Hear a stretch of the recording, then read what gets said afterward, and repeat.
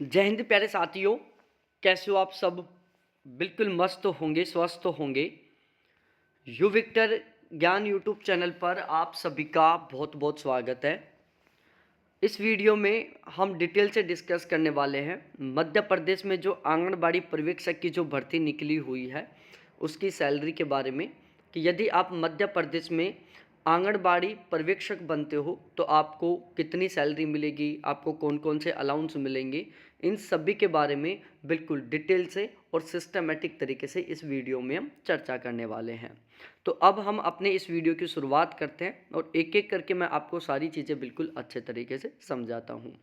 देखो, यदि आप मध्य प्रदेश में आंगनबाड़ी पर्यवेक्षक बनते हो तो आपका जो बेसिक पे है वो रहने वाला है 25,300 रुपये से लेकर 80,500 रुपये तक।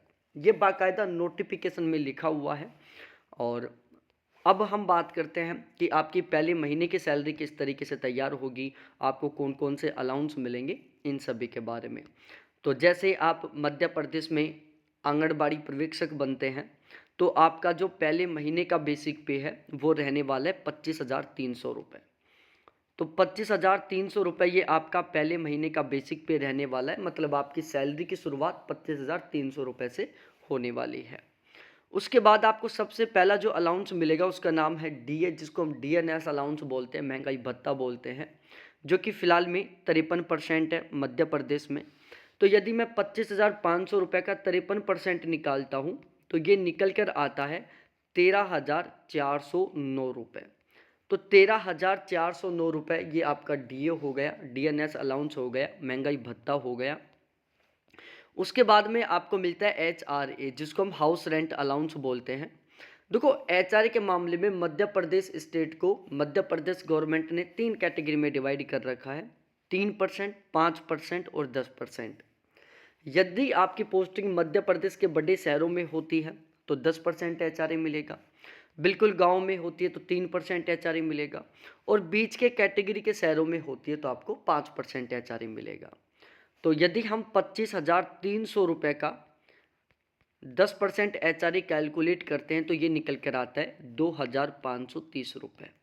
यहाँ पर हम जो एचआरए वो 30% के अकॉर्डिंग काउंट कर रहे हैं, 30% के 10% के अकॉर्डिंग कैलकुलेट कर रही हैं। बाकी यदि आपको 5% एचआरए मिलता है तो 25,500 रुपये का 5% निकाल लेना। यदि आपको 3% एचआरए मिलता है तो 25,500 का 3% निकाल लेना।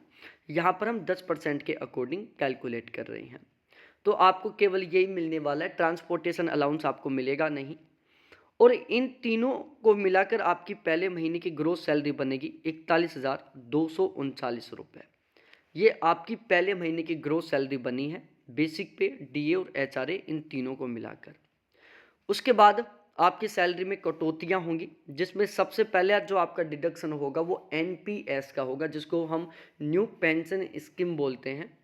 एनपीएस के आपके कटेंगे 3,870 रुपये। अब ये एनपीएस क्या होता है? देखो, जिस दिन आपकी ज्वाइनिंग होगी उसी दिन गवर्नमेंट के द्वारा आपका एक एनपीएस अकाउंट खोला जाएगा। आपके बेसिक पे और डीए दोनों का 10% आपकी ग्रोस सैलरी में से काट कर आपके इस एनपीएस अकाउंट में ट्रांसफ़र कर दिया जाएगा। मध्य प्रदेश गवर्नमेंट अपनी खुद की तरफ से आपके बेसिक पे और डीए दोनों का 14% जितना अमाउंट अपनी खुद की तरफ से आपके इस एनपीएस अकाउंट में ट्रांसफ़र करेगी। तो ओवरऑल हर महीने आपके एनपीएस अकाउंट में कितना अमाउंट आएगा? टोटल 24%। 10% जो आपका कटा, 14% जो गवर्नमेंट ने आपको प्रोवाइड करवाया। अब इस पर आपको लगभग 10% के अकॉर्डिंग ब्याज मिलने वाला है। और जब आप रिटायरमेंट लेकर आओगे तो विद इंटरेस्ट के साथ ये सारा का सारा अमाउंट आपको एक साथ वापस मिल जाएगा। तो एक तरीके से ये जो एनपीएस के 3,870 रुपये कटे ना, ये तो आपके सेविंग के कटे हैं। उसके बाद जीआईएस के 200 रुपये कटेंगे, प्रोफेशनल टैक्स के 200 रुपये कटेंगे। तो टोटली कुल मिलाकर कटौती होगी 4,270 रुपये की। आपकी पहले महीने की नेट सैलरी कितनी बनेगी भाई? पहले महीने की ग्रोस सैलरी बनी है 41,239 रुपये, जिसमें 4,200 रुपये 270 रुपये आपके एनपीएस के कट गई। तो कट पिट कर आपकी जो पहले महीने की नेट सैलरी है वो बनी है 36,969 रुपये। लेकिन मध्य प्रदेश में एक रूल है 70%, 80% और 90% का। मतलब आप जैसे ही सेलेक्ट होते हो, ज्वाइनिंग करते हो, तो आपको पहले साल में आपकी नेट सैलरी का केवल 70% अमाउंट मिलेगा। अगले साल आपको आपकी नेट सैलरी का केवल 80% अमाउंट मिलेगा। उससे अगले साल आपको आपकी नेट सैलरी का केवल 90% भाग मिलेगा।